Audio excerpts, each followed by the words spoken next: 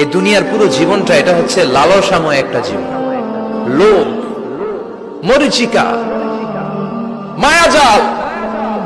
এই মায়াজালে আমরা আটকে আছি, ফলে মৃত্যুর কথা আমরা ভুলে গিয়েছি।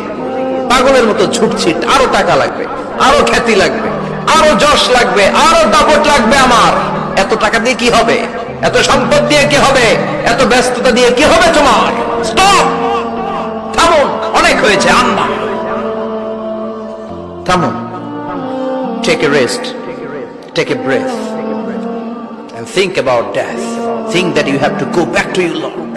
একটু বসেন না, একটু ভাবেন যে আমাকে চলে যেতে হবে, চলে যেতে হবে। এই কোলাহল, এই ব্যস্ততা, এগুলো থাকবে, থাকবো না আমি। সাইয়েদনা ওমর ফারুক বলেছেন, মুতু ক্বাবলা আন তামুতু, মরার আগে একবার মরো। হাসিবু ক্বাবলা আন তুহাসাবু আলাইকুম, তোমার হিসাব নেওয়ার আগে তুমি একবার নিজের হিসাবটা করো না।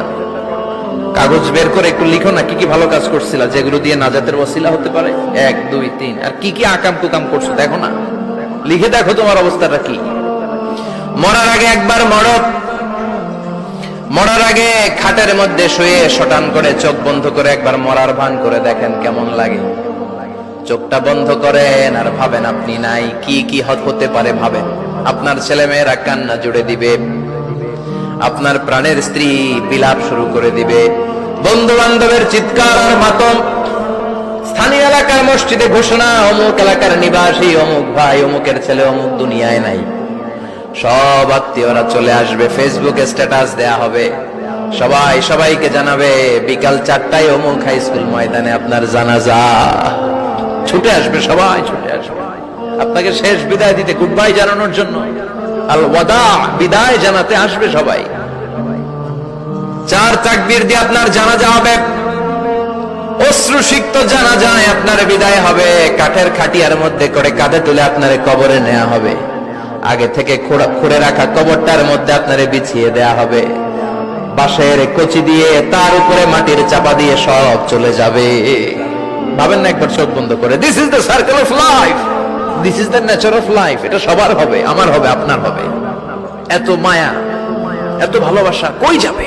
কেউ থাকবে না, সবাই আপনার অন্ধকার কবরে রেখে দিয়ে চলে আসবে। উপরে বাঁশের কঞ্চি, তার উপরে মাটির চাপা, অন্ধকার আর অন্ধকার।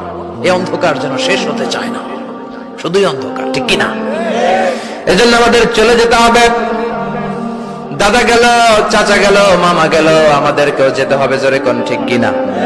একদিন মাটির ভেতরে হবে ঘরে মন আমার, কেন বন্ধ দালান ঘর, প্রাণ পাখি উড়ে যাবে পিঞ্জর ছেড়ে।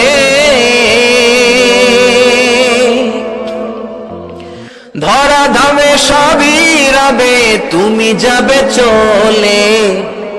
বন্ধু বান্ধব যত, মাতা পিতা যারা সুত, সবই হবে তোমার পরে। মন আমার কেন বন্ধ দালান ঘর, একদিন মাটির ভেতরে হবে ঘরে মন আমার, কেন বন্ধ দালান ঘর, ঠিক কিনা? সব করে থাকবে, চলে যেতে হবে আমাদেরকে। এজন্য আখিরাতের কথা যেন আমাদের স্মরণ হয়। বিশ্বনবী বলতেন, নাহাইতুকুম আন জিয়ারাতিল কুবুর, আমি তোমাদেরকে কবর জিয়ারত করতে আগে নিষেধ করতাম, কিন্তু এখন নিষেধাজ্ঞা প্রত্যাহার করে নিলাম। এখন সব সময় তোমরা কবরের সামনে যাবা আর জিয়ারত করবা।